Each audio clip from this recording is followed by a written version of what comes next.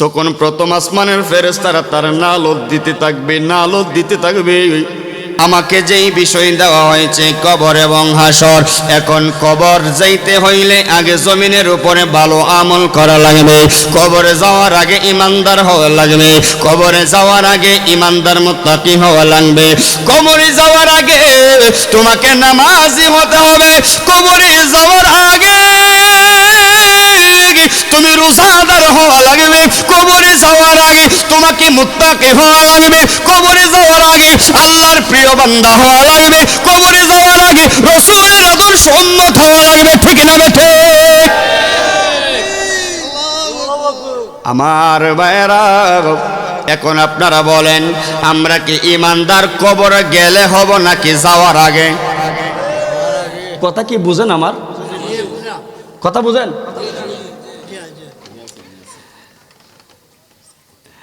একটু মনোযোগ, খুব মনোযোগ লাগাইয়া শোনো। আমার আল্লাহ সূরা মুলকের মধ্যে ২য় নম্বর আয়াতের মধ্যে বলেন, আল্লাযী খালাকাল মাউতা ওয়াল হায়াতা লিয়াবলুয়াকুম আইয়ুকুম আহসানু আমালান ওয়া হুয়াল আজিজুল গফুর।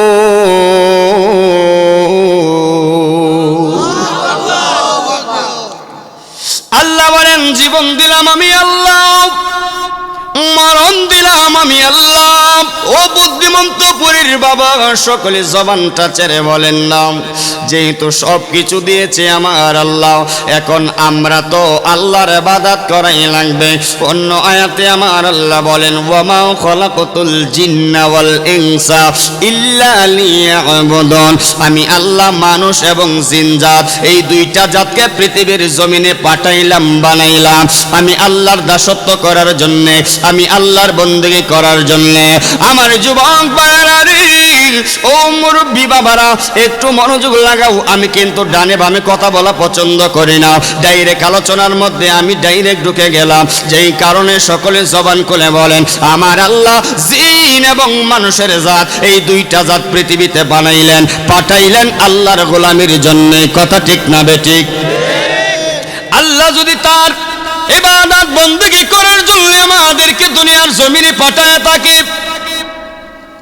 এখন আমরা ইবাদত করি কে? আমরা তো সকলে ইবাদত করতে পারি না। 5 ওয়াক্ত নামাজের মধ্যে আমরা কেউ পড়ি 3 ওয়াক্ত, কেউ পড়ি 2 ওয়াক্ত, কেউ পড়ি 5 ওয়াক্ত। কিন্তু এমনও মানুষ এই গ্রামের মধ্যে আছে রে, সাপ্তাহিক নামাজি শুধু শুক্রবারে জুমাটা পড়ে। আছে না নাই বলেন? তারে যদি জিগাও বাইরে,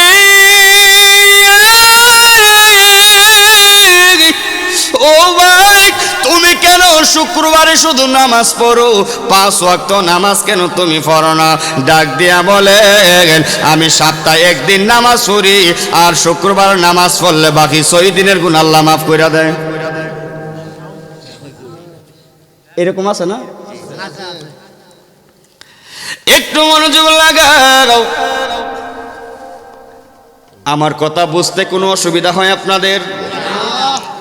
অসুবিধার হওয়ার কোনো কথা না, কারণ আমি তো গায়েল্লা কথা বলি না, কথা বোঝার মতোই কথা বলছি। যেই কারণে আমার ভাইয়ারা, আল্লাহ যেহেতু পাঠাইলেন ইবাদতের জন্য, আল্লাহ যেহেতু পাঠাইলেন গোলামির জন্য, এখন আমরা আল্লাহর ইবাদত করব তো দূরের কথা, আল্লাহর গোলামি করব তো দূরের কথা।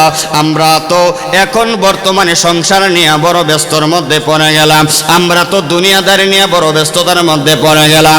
এই যে আর 1.5-2 মাস পরে পবিত্র রমজানুল মুবারক আমাদের সামনে উপস্থিত হয়, আমি দোয়া করি আল্লাহ গো, ও মায়ার আল্লাহ, দয়ার আল্লাহ, আমরা যারা এই জায়গার মধ্যে বসে আছি, গ্রামের মানুষ যারা আছি, আল্লাহ অন্তত পক্ষে রমজানের আগে আমাদেরকে মরণ দিও না।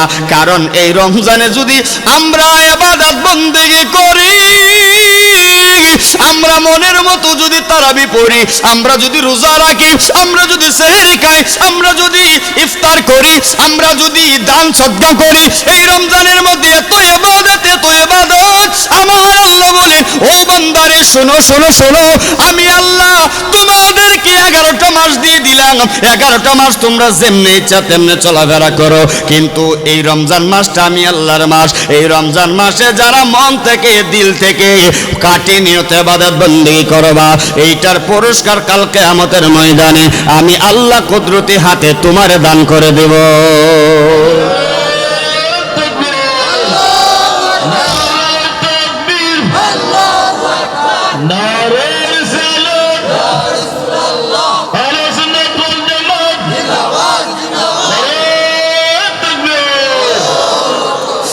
একটু মনোযোগ, আল্লাহর কাছে দোয়া করি, আল্লাহ গো, ও মায়ার আল্লাহ, দয়ার আল্লাহ, আমরা রমজান মাসটা একটু দিয়া দিও। কারণ রমজান মাসে যেই লোকটা গুনাহ মাফ করাইতে পারে না, তার মতো কপাল পোড়া, তার মতো আবাদি, তার মতো এত নিঃস্ব মানুষ এই আল্লাহর জমিনের উপরে কেউ হতে পারে না।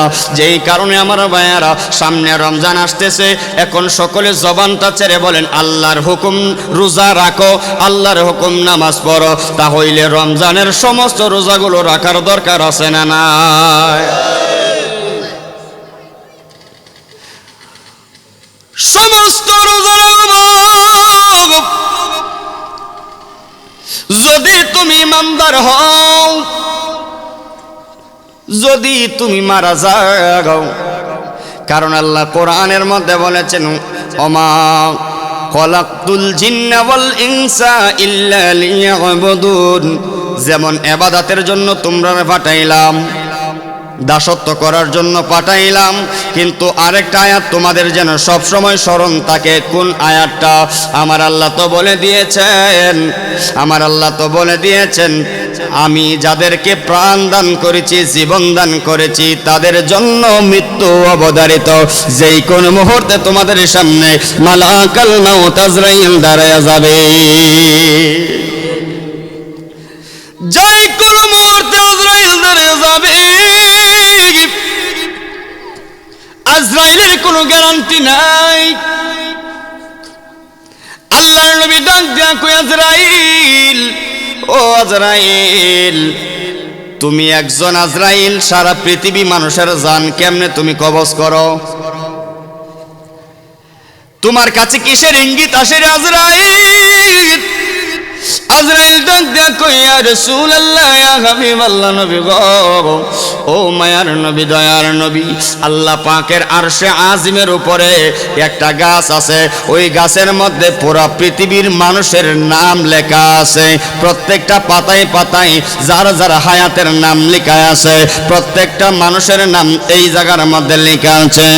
নবী গো, নবী গো, নবী গো, ও মায়ার নবী, দয়ার নবী গো, আমার আল্লাহ যখন হুকুম করে ওই গাছ থেকে পাতাটা জোরে পড়ে যায়, মানে ময়লা হয়ে যায়, ওইটা পড়ে যায়, আর আমি বুঝতে পারি গো নবী ওই লোকের হায়াত শেষ, তারপরে আমি তার রূহটা কবজ করি।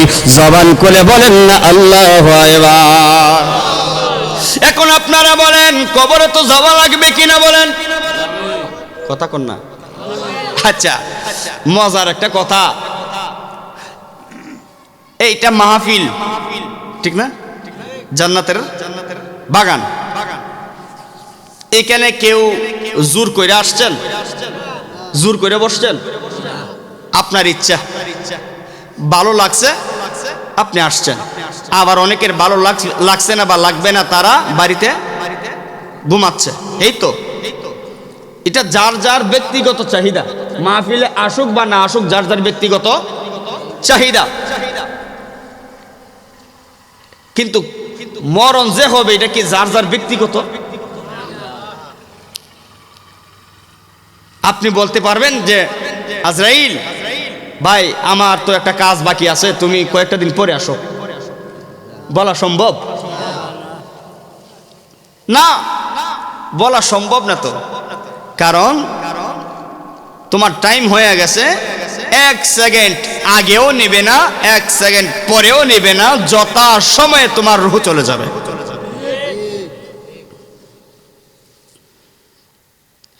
এই জায়গার মধ্যে দুইটা পয়েন্ট আছে। এক হইল ইমানদারের মরণ, দুই নাম্বার হইল বেঈমানের মরণ। ও বুদ্ধিমন্তপুরের বাবারা, ইমানদারের মরণটা কেমন হবে, বেঈমানের মরণটা কেমনে হবে? ইমানদারের মরণটা আল্লাহর নবী ডাক দিয়ে বলেন, ও পৃথিবীর মানুষ, যারা আল্লাহ পাকের হুকুম আদায় করেছো, যারা আল্লাহ পাকের হুকুম মেনেছো, আল্লাহ পাকের সমস্ত কথাগুলো মেনে মেনে জীবন পরিচালনা করেছো, আমি রাসূলুল্লাহর আদর্শ বাস্তবায়ন করেছো, নামাজ পড়েছো, রোজা রেখেছো, হজ করেছো, যাকাত দিয়েছো, হালাল ভাবে চলেছো, অন্যায়ের প্রতিবাদ করেছো, জুলুম করো নাই, অন্যায় করো নাই। তোমার সামনে যদি মালাকুল মাউত আজরাইল দাঁড়ায় যায়, তোমার মরণটা কেমন হবে জানোনি? ছোট্ট একটা শিশু বাচ্চা যেমনি ভাবে মায়ের স্তনের দুধ খেতে খেতে ঘুমায়া যায়, ইমানদারের মরণটা ঠিক ওইভাবে রূহটা কবজ করা হবে, ওই ইমানদার টের পাবে না। আর বেঈমানের রূহ এমন ভাবে যাবে রে, একটু মনোযোগ দিয়া বসো। বেঈমানের রূহটা এমন ভাবে যাবে, বেঈমানের সামনে যখন মালাকুল মাউত আজরাইল দাঁড়ায়া যাবে, আজরাইল যখন দাঁড়ায়া যাবে, মনটা একটু নরম করে বসেন রে বাবারা, বেশি কষ্ট আমি আপনাদেরকে দিব না। ঠান্ডার রাত, ইমাম সাহেবরে জানায়া দাও মসজিদের মধ্যে যেন মাইকের মধ্যে বলে দেয়। ইমাম সাহেব অ্যানাউন্স করে দিল একটি সুখ সংবাদ, পশ্চিম বুদ্ধিমন্তপুর নিবাসী জনাব ইমুক মিয়ার বাবা, জনাব ইমুক মিয়ার ভাই আজকে রাত এতটার সময় ইন্তেকাল করেছেন, অথবা উসমানী মেডিকেল হাসপাতালে ইন্তেকাল করেছেন, অথবা ইবনে সিনা হসপিটালের মধ্যে ইন্তেকাল করেছেন। আগামীকাল সকাল বেলা 11টার সময় মসজিদের সংলগ্ন ময়দানে জানাজা হয়ে যাবে। সকলকে আহ্বান করলাম যেন জানাজাতে শরীক হতে পারেন। এইভাবে কিন্তু ইমাম সাহেব তার দায়িত্ব পালন করবে।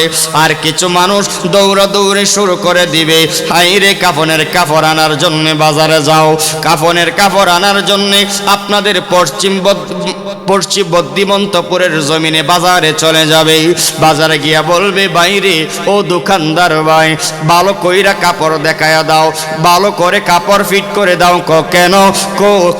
জানাজা হবে, একটা লোক মারা গেছে, তার কাফন শেষ বিদায় দেওয়া লাগবো।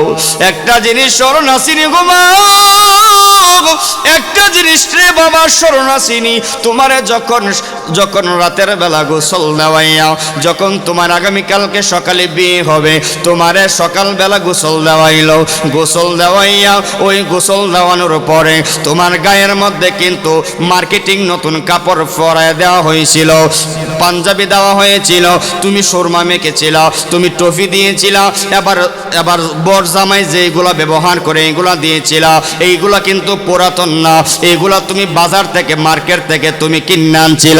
স্মরণ আসেনি রে বাবা? যেইভাবে তোমার বিয়ের আগের দিন গোসল করাইয়া বিয়ের এবং তোমার পিছনে কতগুলো বরযাত্রী থাকবে, এই বরযাত্রীগুলো সাধারণ বরযাত্রী না রে, এই বরযাত্রী সাধারণ বরযাত্রী না। বিয়ার বরযাত্রী তো খাওয়া দাওয়ার পরে তোমাকে রেখেই চলে আসে, ঠিক না ঠিক বলেন? বিয়ের বরযাত্রী দেখবেন, বরযাত্রী খাওয়া দাওয়ার পরে এক গাড়ি আগে আসে, আরেক গাড়ি পরে যায়। যখন মানুষের মিল হয়, মিল হওয়ার পরে গাড়িটা আগে ছেড়ে দেয়, তাড়াহুড়া করে। কিন্তু তোমারে যখন শেষ গোসল দেওয়াইয়া কাঠের মধ্যে লইয়া তোমারে যখন কবরস্থানে নেওয়া হবে, তখন তোমার পিছনে যেই বরযাত্রী থাকবে, তারা আস্তে আস্তে কইরা তোমারে কবরস্থানে নিব। একজন আরেকজনের ডাক দিয়া কইব, রে ভাই আস্তে আস্তে যা, ধীরে ধীরে যা। কেন ধীরে ধীরে যাইব? ধীরে ধীরে এই জন্য যাইবি রে, উষা নেশা জায়গা আছে, আস্তে আস্তে যা। লাশটা নাইলে লড়ালড়ি করব, কাদের মধ্যে আছে লাশ, লাশে এইভাবে হেলবে দুলবে, যেই কারণে আস্তে আস্তে যা। লাশে ব্যথা পাইব রে, ব্যথা পাইব। মায়া রে মায়া রে মায়া,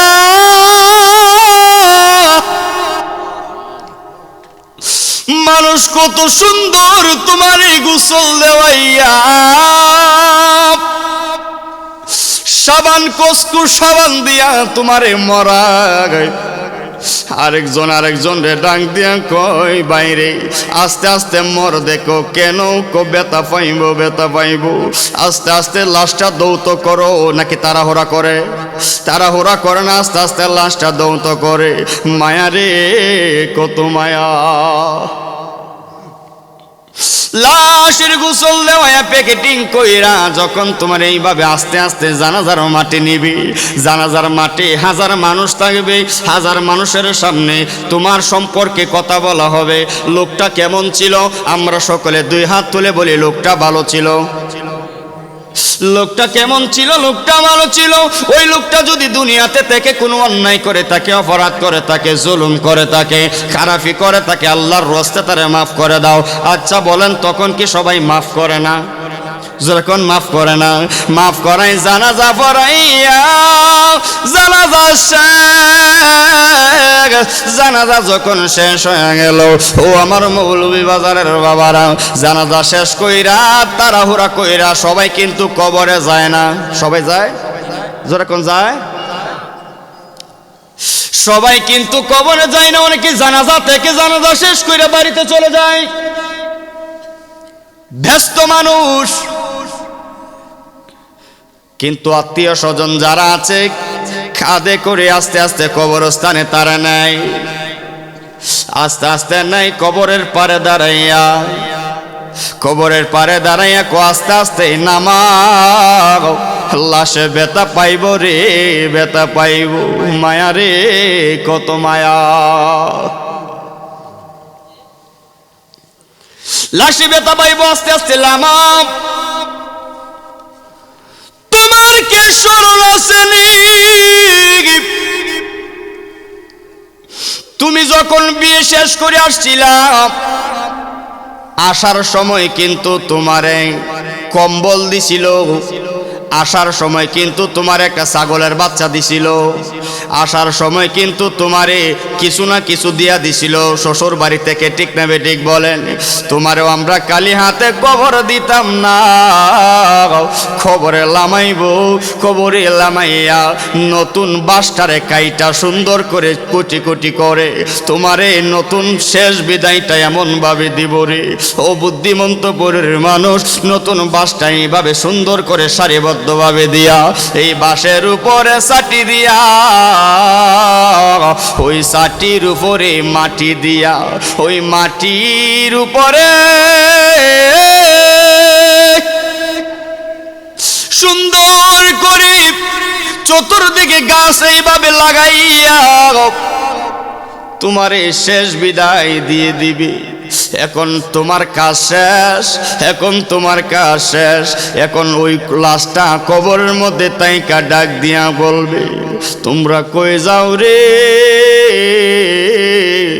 আমারে ফালাইয়া তোমরা কই যাও বাড়ির মধ্যে কত মানুষ লইয়া আমারে একসাথে রাখলাম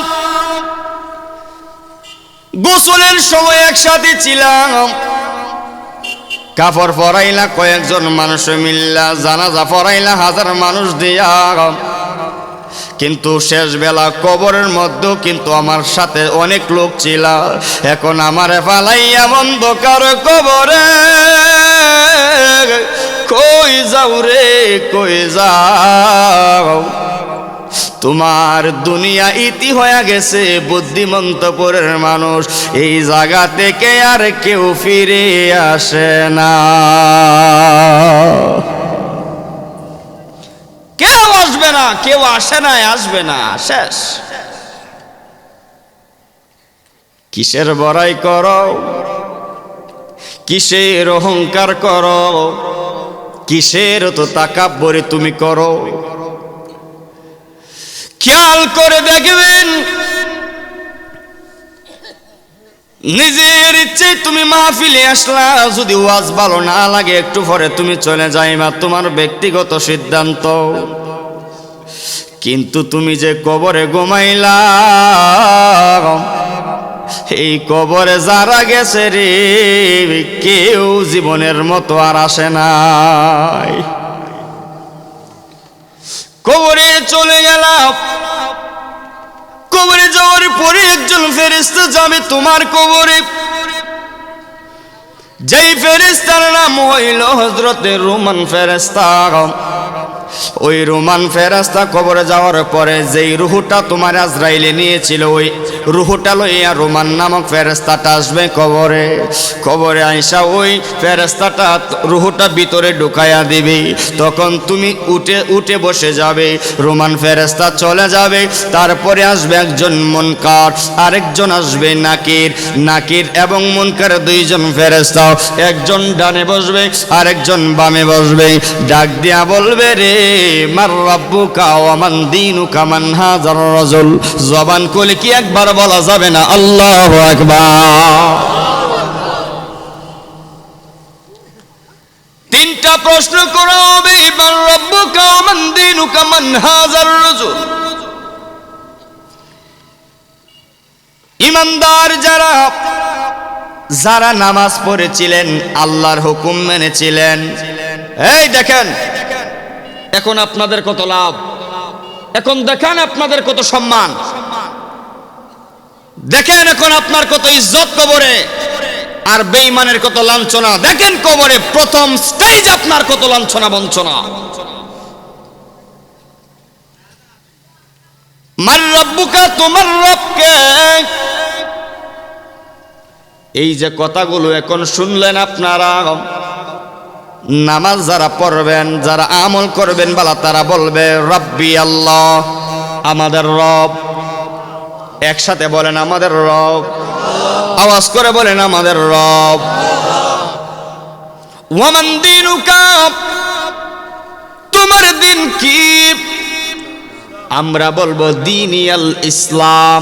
সকলে বলেন দীনিয়াল ইসলাম। এখন তো লাস্ট এন্ড ফাইনাল, আমাদের দেশে পরীক্ষা হয় প্রথম সাময়িক, দ্বিতীয় সাময়িক, বাৎসরিক, ঠিক না?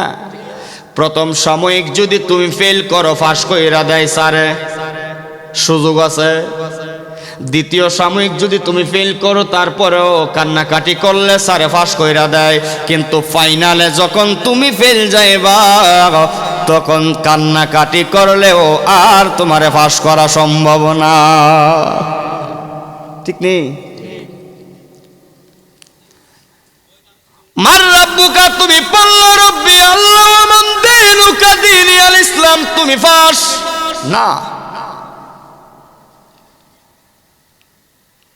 মান হাযার রাজুল, রাসূলকে সামনে এনে তোমারে প্রশ্ন করবে এই লোকটাকে।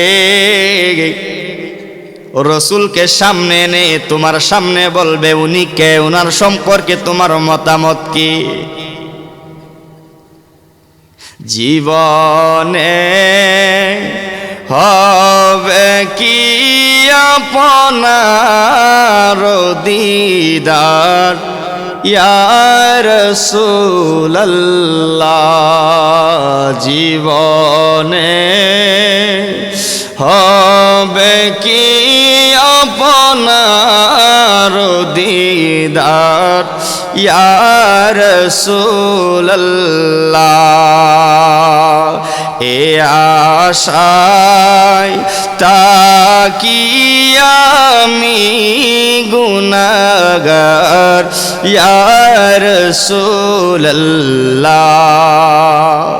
যারা ইয়া রাসূলুল্লাহ বলে বলে জীবনটা কাটায়া দিয়েছে রে সুন্নি বাবারা, যারা নবীর প্রেমে দাঁড়ায়া সালাম দিয়েছিল, যারা নবী নবী বলে সারাটা জীবন কাটিয়েছিল, যারা ওলি আল্লাহর প্রেমে মগ্ন ছিল, যারা নারী রিসালাতের পক্ষে ছিল, যারা মিলাদ কিয়ামের পক্ষে ছিল, যারা নাকি হাজির ও নাজিরের পক্ষে ছিল, যারা নাকি ইলমে গায়েবের খবর দেনাওয়ালা নবী মুস্তাফার পক্ষে ছিল, যারা নাকি মাজার জিয়ারতের পক্ষে ছিল, ওই আশেকটা ডাং দিয়া বলবো ফেরেশতারা রে, তিনি আর কেউ না, তিনি হইল রহমাতুল লিল আলামিন। আল্লাহু আকবার বলেন, আর জোরে বলেন ইয়া রাসূলুল্লাহ। আমরা কবরে নবীকে চিনতে চাই কি চাই না বলেন? আর জোরে কোন চাই কি চাই না? কবরের মধ্যে যদি রাসূলকে চিনতে চাও, রাসূলের মহব্বত পেতে চাও, এই দুনিয়ার জমিনে থেকে রাসূলের ভালোবাসা, রাসূলের মহব্বত, রাসূলের আদর্শ বাস্তবায়ন করলে খোদা কি কসম কবরে যাইতে দেরি হবে, রাসূল তোমাকে বুকে নিতে দেরি করবে না। হাত তুলে বলেন ঠিক না বেঠে?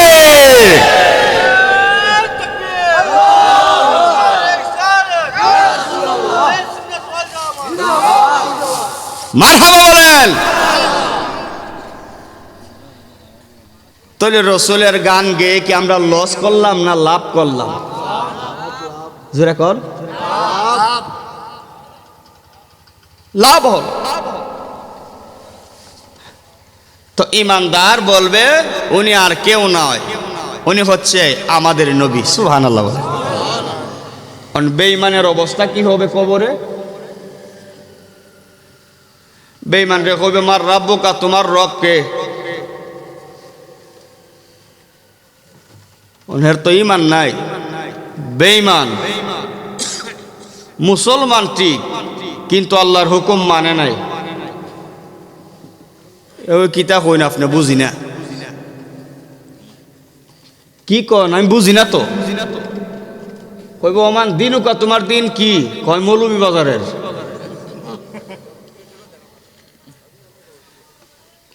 ফেরেশতা কি কইব তুমি আমি জিঙ্গাইছি তুই মৌলভী বাজারের? তুমি আমি বুদ্ধিমন্ত পরের, তোরে যে গাইছি আমি বুদ্ধিমন্ত পরের। মার রাব্বুকা, তোর রব কে? আমি বুদ্ধিমন্ত পরের। ওমান দিনুকা, তোমার দিন কি? আমি জানি না। উনি কে? মান হাজার রসুল, রসুলকে সামনে এনে বলবেন উনি কে? বলবো ওনার তো আমি জীবনও চিনি না, দেখছি না। তো শেষ নি, জীবনের কিচ্ছা খতম নি, যেরকম কিচ্ছা খতম নি। ওহন কইব রে নে সিনচত যখন না, তোর লাগে একটা পুরস্কার আছে, প্রাথমিক পুরস্কার। কি পুরস্কার? আমার সাথে আপনারা কথা বলেন, কি পুরস্কার? প্রাথমিক মানে প্রথম একটা পুরস্কার আর কি। তে কি পুরস্কারটা দিবে? ওই পুরস্কারটা দিবে আটকাইলে একটা ফেরেশতা ফাড়াই বললা। হাতকাল চিনেন তো? হাতকাল কি কানে শুনে না? ভয়রা, অন্ধ মানে চৌকে দেখে না, ভুবা কথা বলে না, বলতে পারে না, মানে চৌকে দেখে না, কানে শুনে না, কথা বলতে পারে না। তার হাতে একটা মোটা, ওই যে আপনাদের এখানে যে এইভাবে ভাইরা কি কয় রে, হ্যাঁ মুগুর, মুগুর নি, মুগুর দিব একটা, যেমন তেমন মুগুর না, উহুদ পাহাড়ের চাইতে বড় মুগুর দিব। মুগুর দিয়ে হইব যে এরা প্রশ্ন করছিলাম তিনটা প্রশ্নের তিনটাই বেজাল লাগাইছে, তে তুমি হের একটু প্রাথমিক চিকিৎসা দেও। প্রাথমিক চিকিৎসা তারা দেওয়া হবে। এখন আপনাদের কাছে জানতে চাই, প্রাথমিক চিকিৎসাটা যিনি নেবেন উনি কি চোখে দেখে, কানে শুনে, কথা বলতে পারে? না না না,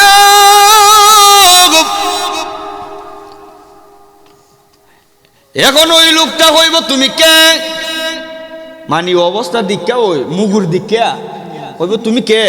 অনেকটা তো উনে না, চোখে দেখে না, তে কেটা কইতাছে কেমনে কইব? মুগুর দেখা কইব তুমি কে,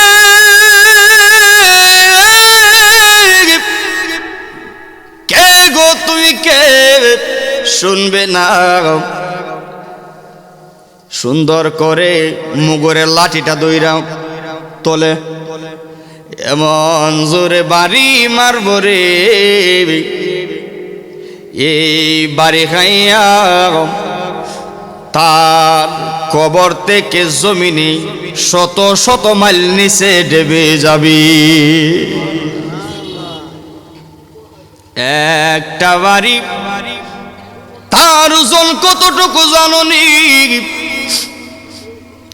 কিতাবের মধ্যে পাইলাম কিতাবের মধ্যে পাইলাম একটা বাড়ি যখন সে খাইব 50,000 বৎসর বেহুশ থাকবে, অচেতন থাকবে।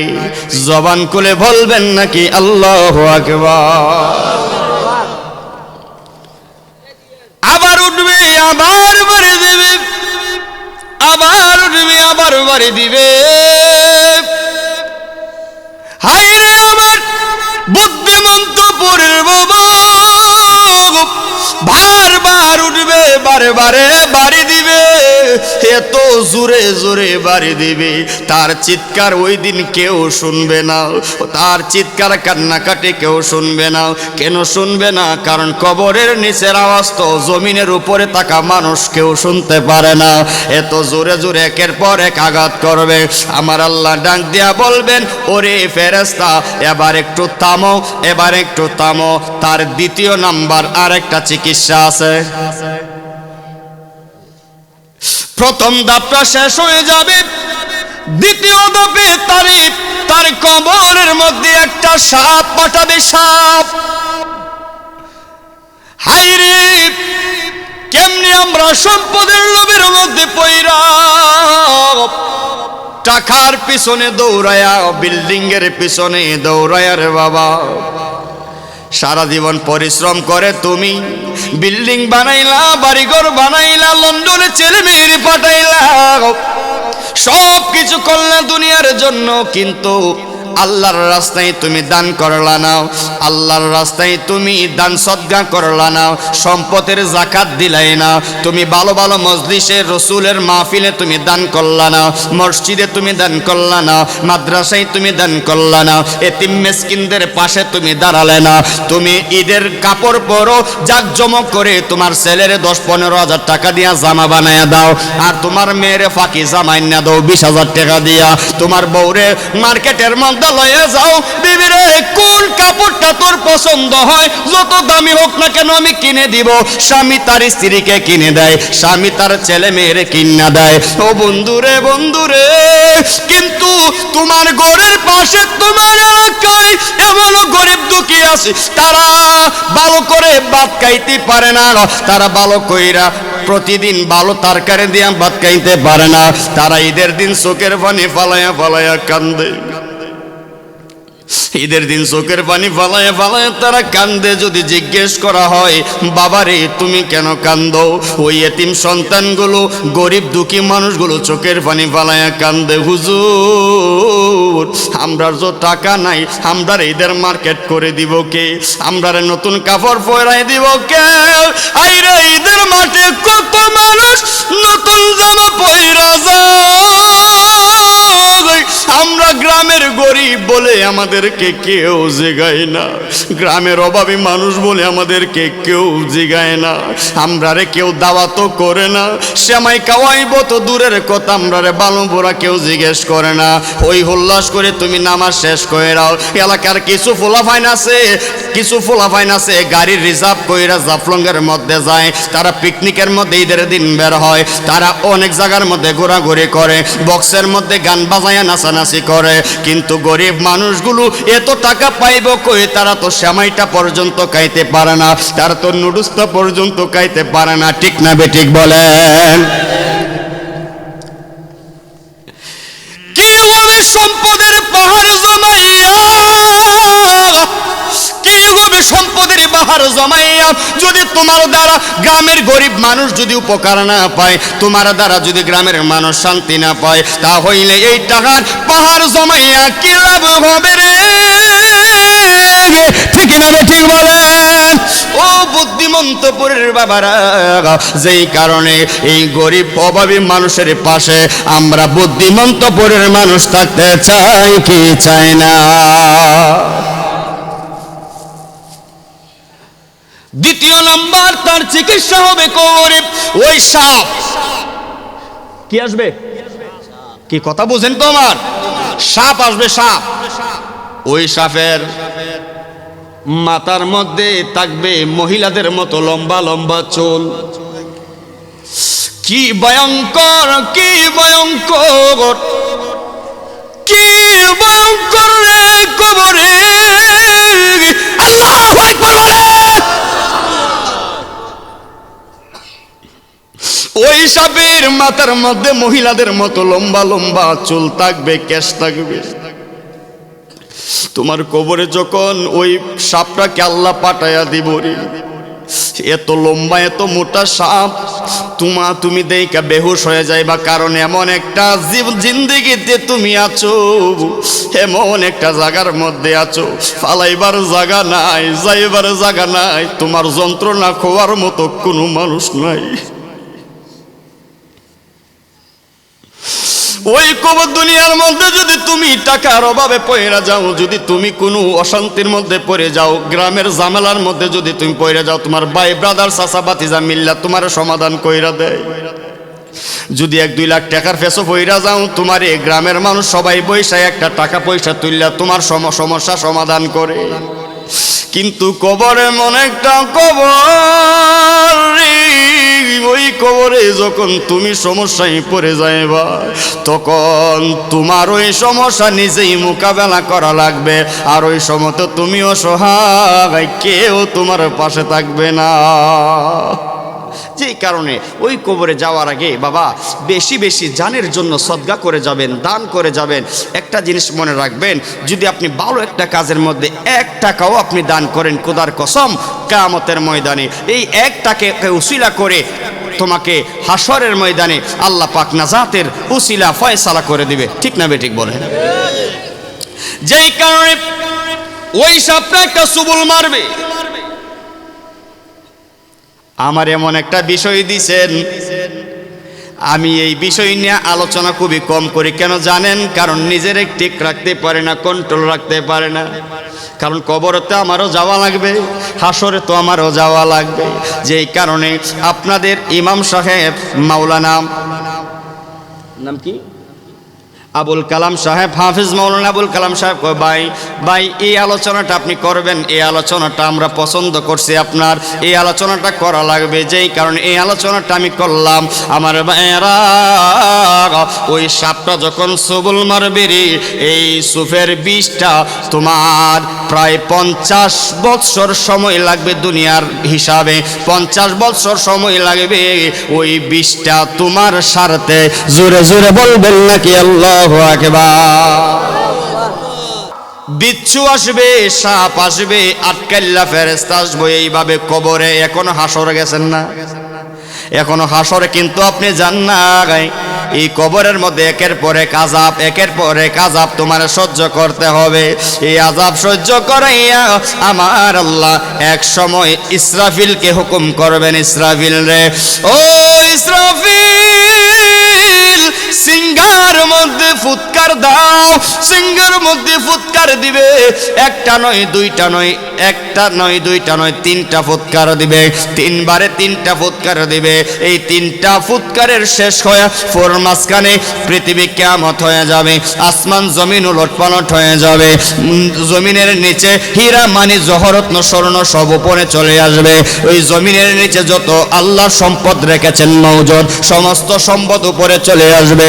আকাশের তারকাগুলো যেইভাবে পানির মতো টপ টপ টপ টপ করতে করতে গাছ থেকে যেইভাবে ফল পড়ে, বড়ই গাছের মধ্যে এইভাবে নাড়া দিলে যেইভাবে বড়ই জমিনের মধ্যে পড়ে, আকাশের তারকাগুলো, আসমানের তারকাগুলো এইভাবে জমিনের মধ্যে আস্তে আস্তে পড়তে থাকবে। ও বন্ধুরে আমার, এইভাবে যখন পড়বে তখন তোমার সব কিছু সমাধি হয়ে যাবে, সব কিছু সমাধি হয়ে যাবে। এই পৃথিবীতে আর কিছুই থাকবে না, সমস্ত কিছু থাকবে শুধু ফানি আর ফানি।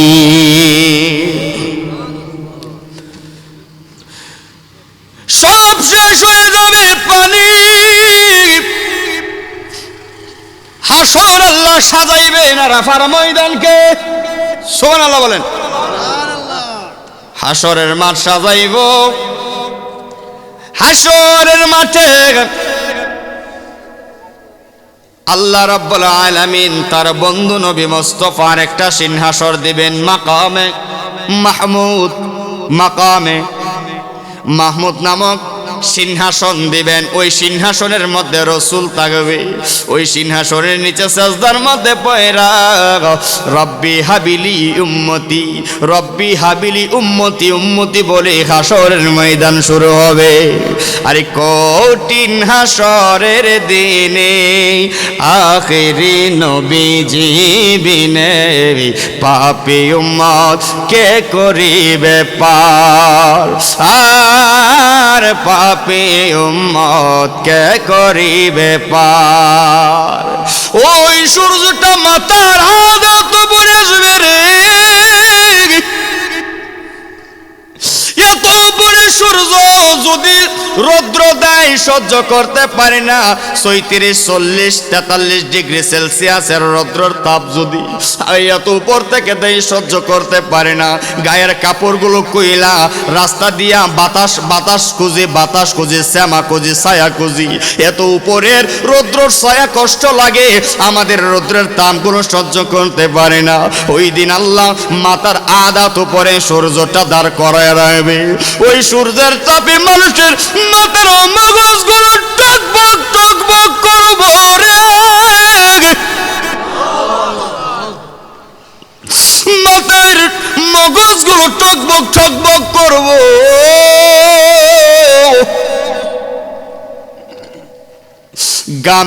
গামের সাগর হয়ে যাবে, পুইজের সাগর হয়ে যাবে। ওই সাগরের মধ্যেই তুমি আমি সাঁতরাইতে থাকবো। এত কঠিন মুসিবতে যদি দয়াল আল্লাহ দয়া না করে, মায়ার নবী যদি আমাদেরকে সুপারিশ করে টাইন্না কাছে না নেয়, বুদ্ধিমন্ত পরের মানুষ এখন আপনার আওয়াজ করে বলেন আমাদের কোনো বাঁচার উপায় থাকবনি, থাকবে না, থাকবে না, ও সব শেষ হয়ে যাবে। আপনাদেরকে বেশি কষ্ট দিয়ে ফেললাম আমি? সব শেষ হয়ে যাবে। তারপর মিজান আছে না, ফলসিরাত, হাসরের অবস্থা এত ভয়াবহ হবে, নিজের গামের সাগর হবে। এই গামের সাগরে তুমি সাঁতরাইতে থাকবা, নাক বরাবর তোমার ঘামের সাগর হয়ে যাবে, বাঁচার সুযোগ নাই। ওই কান থেকে বাঁচতে গেলে, ওই কান থেকে রেহাই পেতে গেলে, ওই কান থেকে যদি নিস্তেজ পেতে চান, তাহলে আল্লাহর হুকুম, রাসূলের আদর্শ, ওলি আল্লাহর জীবন বাস্তবায়ন করার দরকার আছে না নাই বলেন? আল্লাহ পাক যেন আমাদেরকে সেই তৌফিক দান করে। সকলে বলেন আমিন, আর জোরে বলেন আমিন।